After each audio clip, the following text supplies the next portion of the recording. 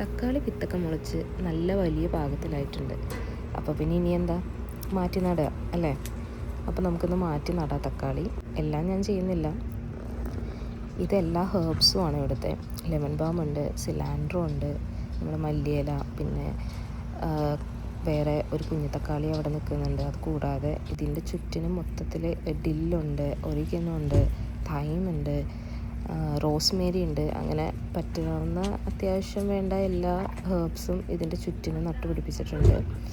അപ്പോൾ അതിൻ്റെ കൂട്ടത്തിൽ അറ്റത്തായിട്ട് തക്കാളിയും കൂടെ നടാം. മിൻ്റൊക്കെ ഉണ്ട്, അത് പറയാൻ വിട്ടുപോയി. അപ്പോൾ അതിൻ്റെ കൂടെ തക്കാളിയും കൂടെ നടാമെന്നാണ് വിചാരിക്കുന്നത്.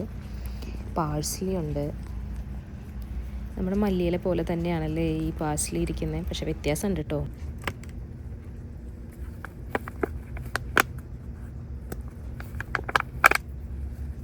അപ്പോഴാണ് വിത്ത് പാവി വെച്ചത്.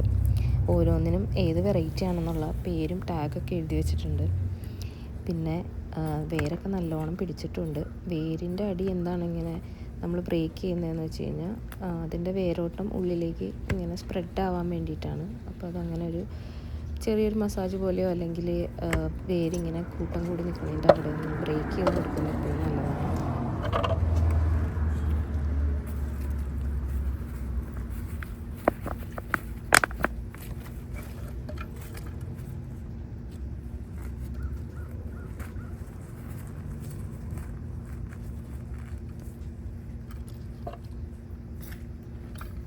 അതുപോലെ തന്നെ നമ്മളെപ്പോഴും നടുന്ന സമയത്ത് ഏറ്റവും അടിയിലുള്ള ഒരു 1, 2, 3, 4 ഇലകളൊക്കെ പറിച്ച് കളയുന്നത് എപ്പോഴും നല്ലതായിരിക്കും. കാരണം എപ്പോഴും നമ്മൾ വെള്ളം നനയ്ക്കുമ്പോൾ ഈ മണ്ണായിട്ട് ചേർന്ന് നിൽക്കുന്ന ഇലകൾ വഴിയാണ് നമുക്കിങ്ങനെ ഓരോരോ കീടങ്ങളും അതുപോലെ തന്നെ രോഗങ്ങളൊക്കെ ചെടിക്ക് വരിക. അപ്പം നമ്മളെപ്പോഴും ആ മുകളിലത്തെ കുറച്ച്, അതായത് മണ്ണിനോട് ചേർന്ന് നിൽക്കുന്ന ഇലകൾ വെള്ളത്തിൽ മുട്ടി മണ്ണിലുമായിട്ട് ഒരുമിച്ച് നിൽക്കാത്ത രീതിയിൽ അത് പറിച്ച് കളയുകയാണെങ്കിൽ ചെടിക്ക് കുറച്ചും കൂടെ നല്ലതായിരിക്കും, രോഗത്തിൽ നിന്നൊക്കെ അതിനെ പ്രതിരോധിച്ചൊക്കെ നിൽക്കാനായിട്ട്.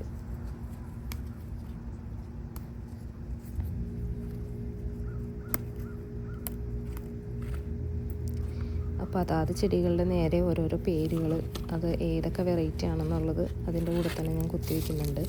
പിന്നെ ഞാൻ വെള്ളം ഒഴിക്കുന്നില്ല, വേറൊന്നുമല്ല, ഭയങ്കര മഴയാണ്. അപ്പോൾ ഗാർഡൻ ബെഡൊക്കെ നല്ല നനഞ്ഞെടുക്കുകയാണ്.